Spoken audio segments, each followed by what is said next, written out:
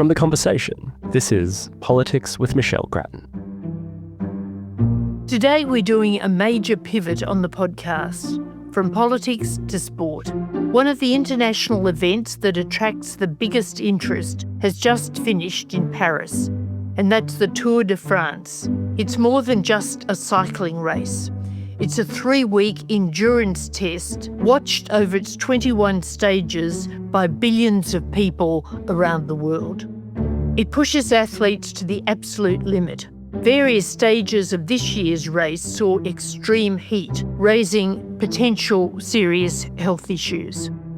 To talk about the race and the women's race that's about to start, which runs over 9 days, we're joined today by Bridie O'Donnell, who has been commentating on the tour for SBS. A former cycling champion herself, O'Donnell is also a medical doctor, so she's well qualified to speak about some of the health challenges that these elite athletes face.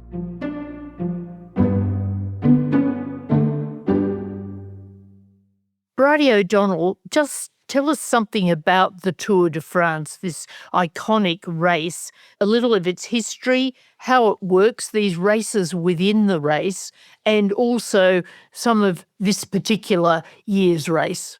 It's an extraordinary event because it started way back in the early 20th century as a way for a newspaper owner to promote his newspaper.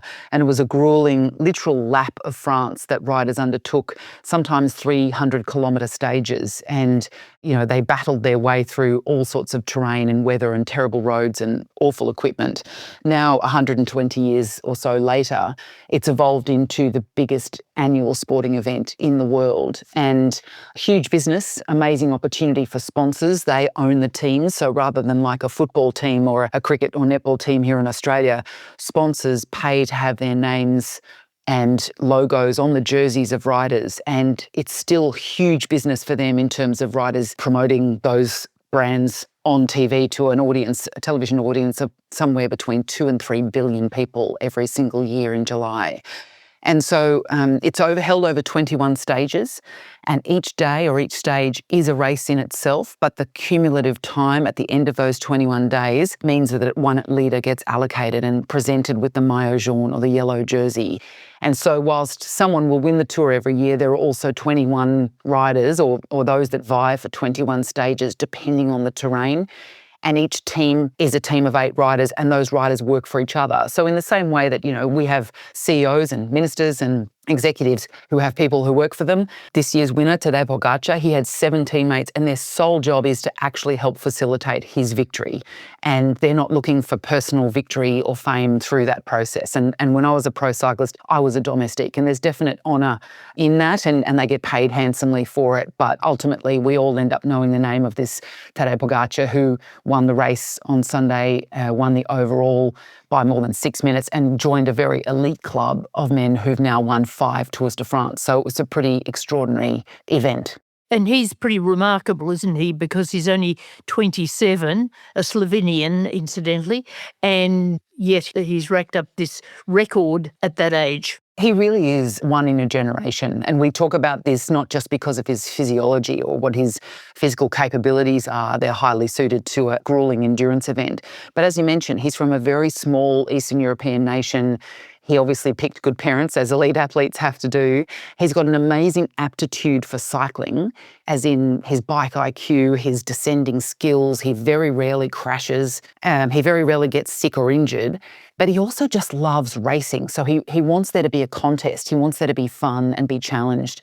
And you see that in the way he attacks groups and is so aggressive and opportunistic. And then afterwards, he's jovial with not only his teammates, but his competitors. Like, he is genuinely liked amongst the pro peloton. So he is quite a remarkable package in terms of this superhuman athlete, as we like to say. So the fact that and he's done now 7 Tours de France. I've commentated all of them, and he's come second twice and won 5 times. And he also wins races in the spring, famous races like the Tour of Flanders and Milan-San Remo, those cobbled classics, monuments as we call them in cycling. So he's really the complete athlete that we've never seen before. Now, I'll come back to the sportsmanship aspect in a minute, but you mentioned being a domestique. Just explain for our listeners what that is. What do you have to do? How are you different from other riders in a team? A pro cycling team gets assembled by bringing 8 riders onto that team who have quite different capabilities. You might want a small climber who can end up being your general classification rider, like Tadej Pogacar is. You'll want someone maybe who can take some sprint stages, so they need to be an athlete with good speed. And you'll need riders that can do a bit of everything, and they act as domestiques, which is kind of the French word for slave. So because of the aerodynamics of cycling, a peloton, a huge bunch of riders, if you are sitting behind the front row of that or somewhere in the middle, you're getting a huge aerodynamic benefit, or a draft, as we call it. And the riders at the front of that peloton, they are catching all the wind. They are doing all the work. So as a domestique, if you're riding at the front of the peloton in support of your leader, whether he's a sprinter or a climber or something else, you're doing much more work. Your data file and the power that you're generating through your legs and the effort and your heart rate and lungs, etc., is going to be so different at the end of that stage from your team leader who's been hiding sort of at the back and just pops out at the end to be great. So you have to have not only the physiological capabilities that get you even to the Tour de France, but you have to have the aptitude for work. You have to be willing to sacrifice your own personal results in order to support the team.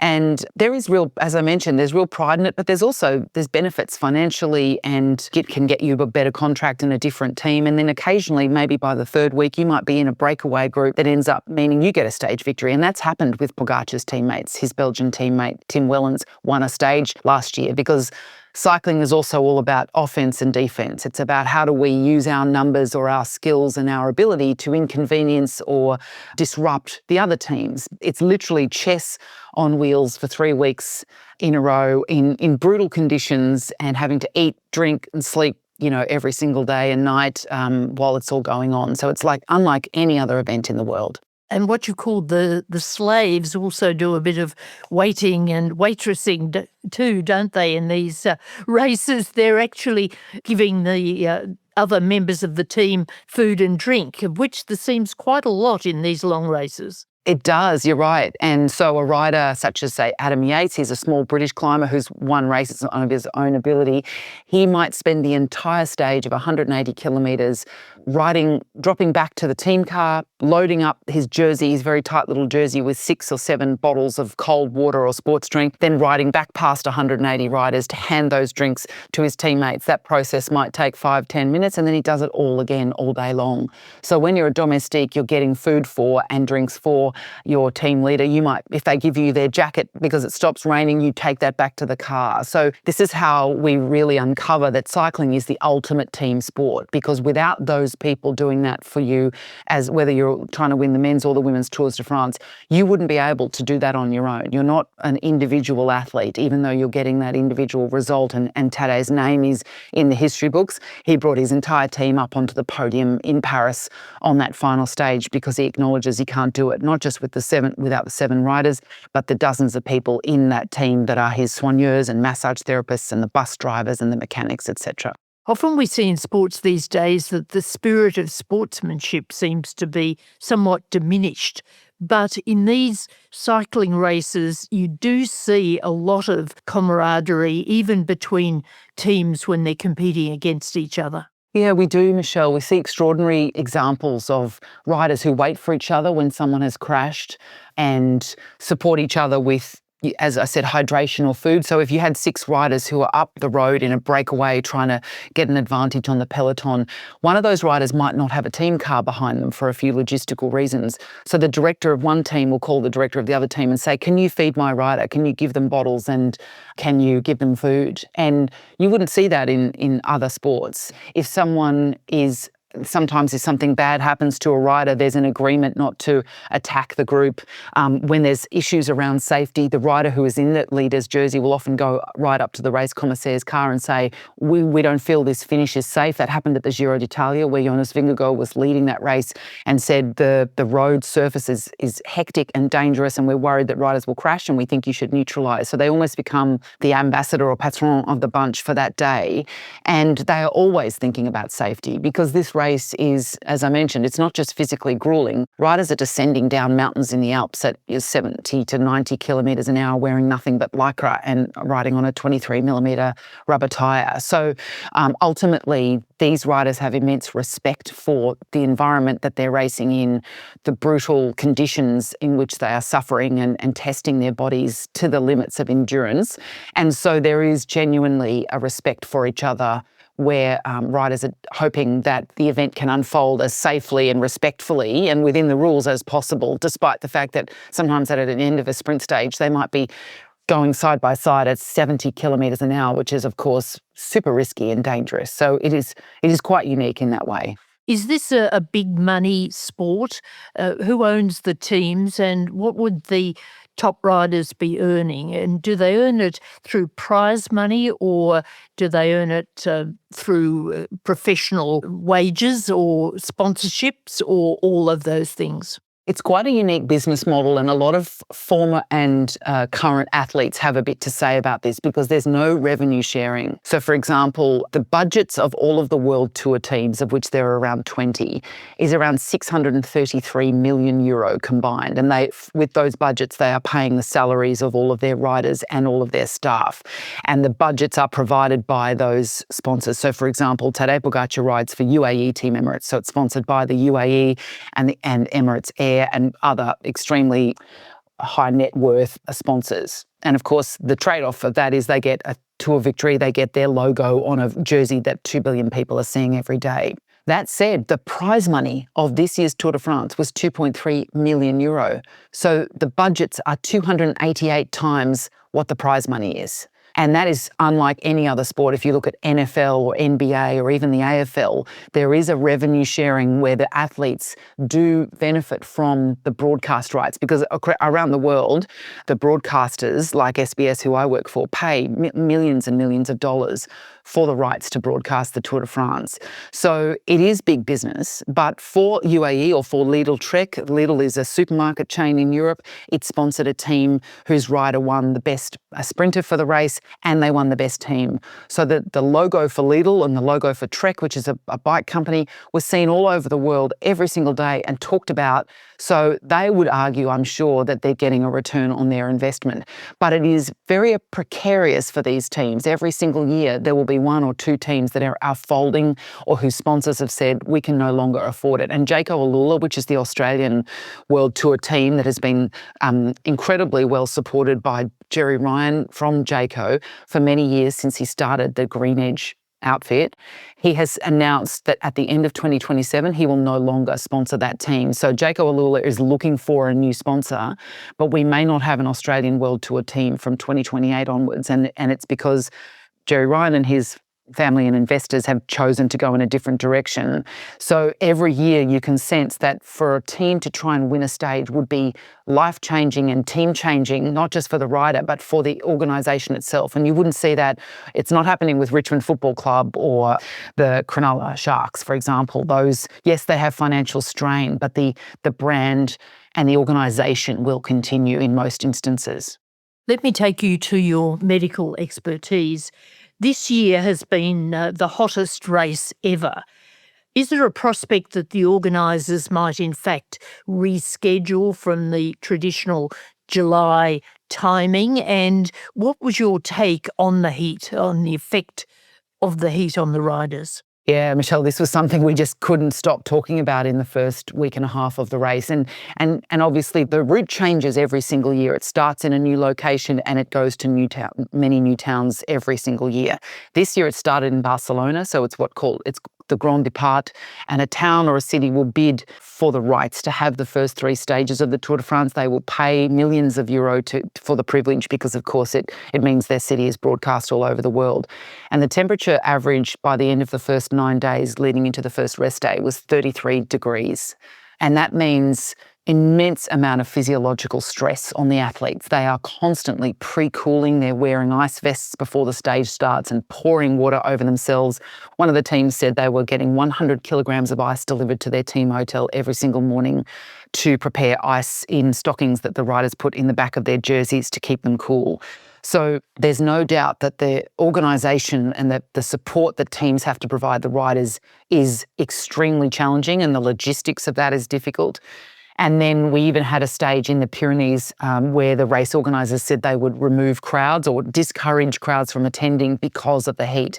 And they were worried not just about the health and well-being of spectators, but of course, and we know this so well in Australia, the risk it was placing on emergency services.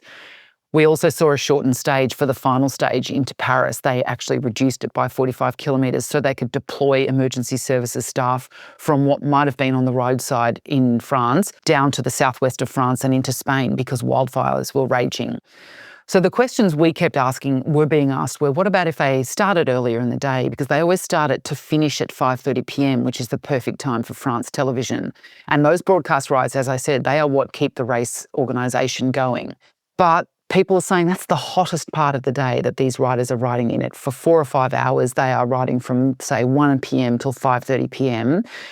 Sometimes it got up to a radiant heat off the road of 40 degrees.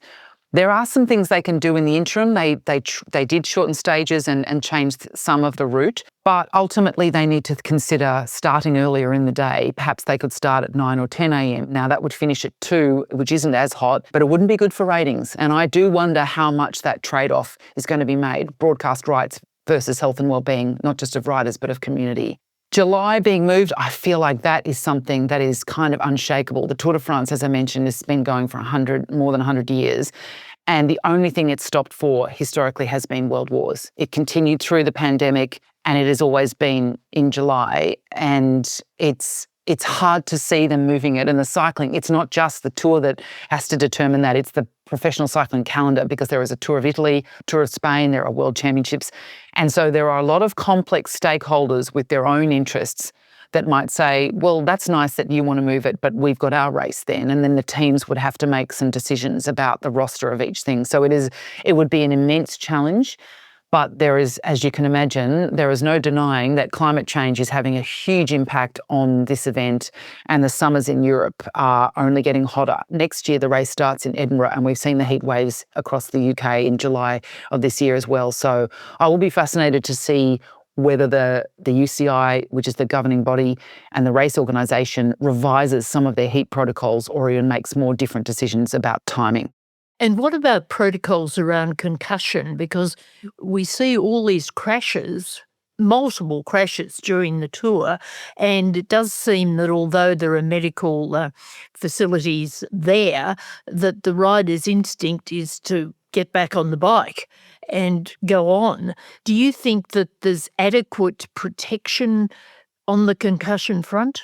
I don't yet. I know it's better than it was. And in 2020, my first year commentating, a French rider named Romain Bardet had an awful crash. And we saw literally live footage of him standing up, staggering, wobbling, looking completely discombobulated, and his teammates pushing him back on his bike and him continuing to ride. He finished the stage. It was around 70 kilometres to go. He had a CT scan of his head and they discovered he had a cerebral hemorrhage or a brain bleed, and he withdrew from the race. Now, after that, the UCI and the organisers decided, okay, our concussion protocols are clearly not being implemented safely. So from that year onwards, they dusted off their concussion protocols, which required a rider who'd had a crash to be assessed by the race doctor. Now, this is happening usually roadside for a few minutes, or even while they are riding. They are holding on to the side of the medical car or a team car, and someone is saying, hey, how are you feeling? Do you know what day it is? Do you know what stage we're in? Do you know what town we started in? Now, those questions are actually harder than you think when you're a pro cyclist and you're riding 21 days in a row. You might not know what stage or what town you're starting in. But the idea that there is no way to allow a safe assessment of a rider, almost letting them sit on the bench the way you would in football or cricket, is diabolical. You know, they have to find a way, because obviously the race continues to move. There is no time out in cycling. And I suspect that historically they would have thought maybe riders or teams might exploit any opportunity to take a rest. But I don't think a rider who's had a head injury or is laying on the ground and cracked their helmet, if they were just to be put in a van that is following the race in a cool, air-conditioned space with a race doctor who says, you've just had an accident, how are you feeling? having a conversation with them, looking at the concussion protocol and the appropriate questions.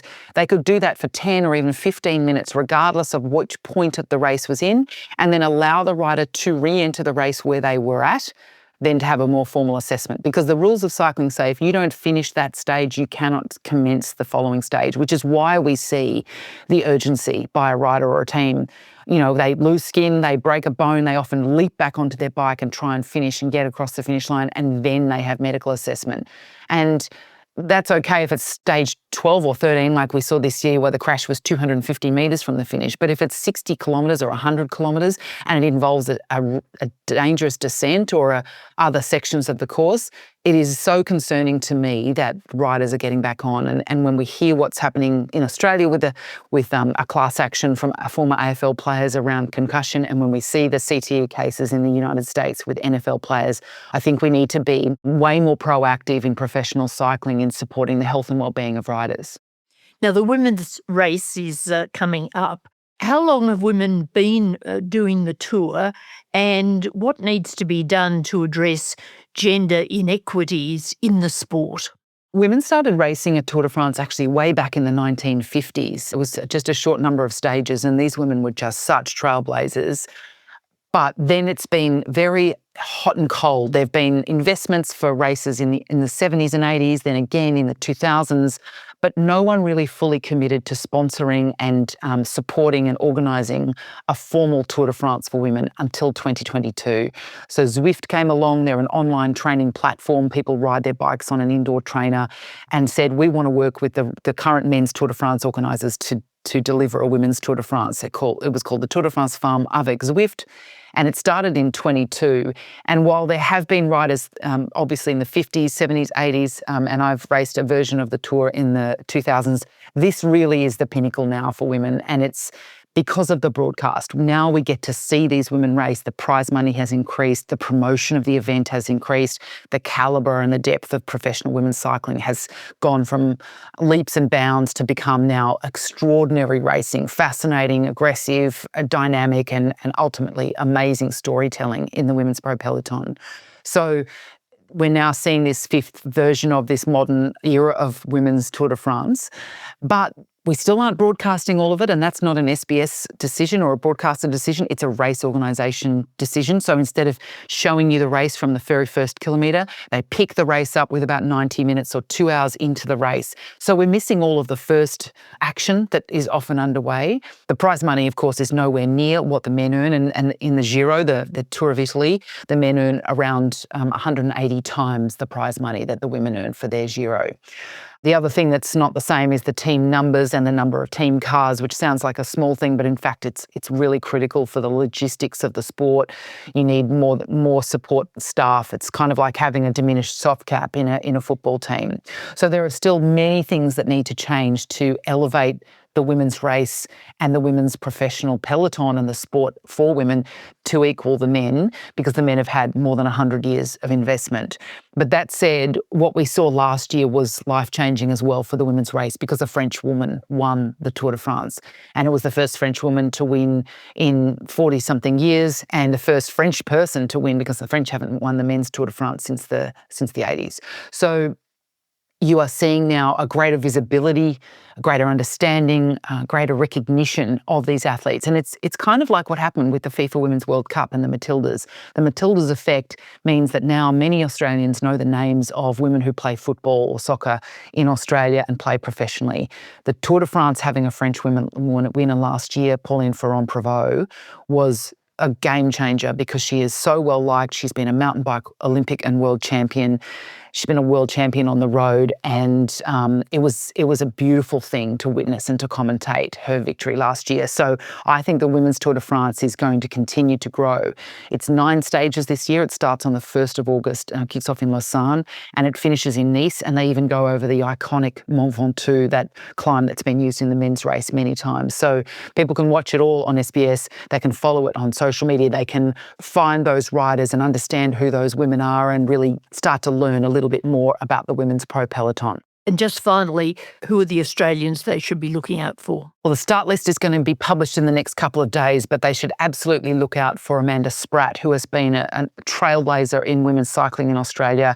She's been racing professionally for nearly 20 years. She's been an Australian champion, and she rides in Lidl Trek women's team and in support. She's kind of now become a super domestique for climbers and sprinters, so they should keep an eye out for her. And she's got a teammate who's been a national champion, and she's got so many extraordinary women racing. And as soon as that start list comes out, there'll be probably somewhere between 7 and 10 Australian women in the peloton. So it's going to be a really exciting race.